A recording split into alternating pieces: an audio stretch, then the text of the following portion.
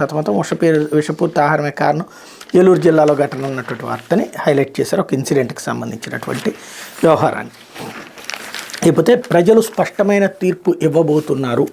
జనసేన అధ్యక్షుడు పవన్ కళ్యాణ్ రాష్ట్రంలో ప్రజలు స్పష్టమైన తీర్పు ఇవ్వబోతున్నారని తెలుగుదేశం పార్టీ జనసేన కూటమి అధికారంలోకి వస్తుంది జనసేన పార్టీ అధ్యక్షుడు పవన్ కళ్యాణ్ స్పష్టం చేశారు. క్షేత్రస్థాయిలో ఉన్న బలాన్ని సద్వినియోగం చేసుకుంటూ కూటమిని విజయం దిశగా తీసుకెళ్లేందుకు ప్రణాళికాబద్ధంగా వ్యవహరించాలని సూచించారు. ఆది సోమవారాల్లో విశాఖ పార్లమెంట్ పరిధిలోని వివిధ నియోజకవర్గాల పార్టీ ముఖ్య నేతలు, రాష్ట్ర నాయకులు, వీర మహిళలతో సమావేశాలు నిర్వహించారు. ఈ సందర్భంగా ఆయన మాట్లాడుతూ జనసేన కోసం తప్పించి పనిచేసిన ప్రతి ఒక్కరికి సముచిత గౌరవం కల్పించే బాధ్యత తీసుకుంటాను.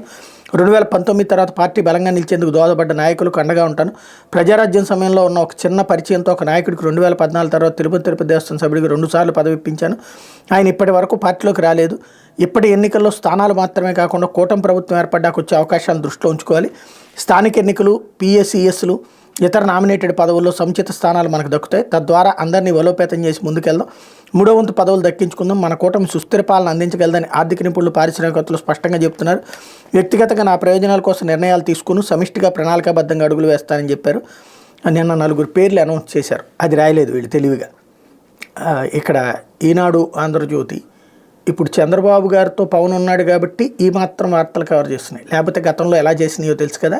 ఇప్పుడు జగన్ మీద ఎట్లాంటి విరుచుకుపడ్డాయో ఆనాడు పవన్ కళ్యాణ్ మీద కూడా అట్లాగే విరుచుకుపడ్డాయి.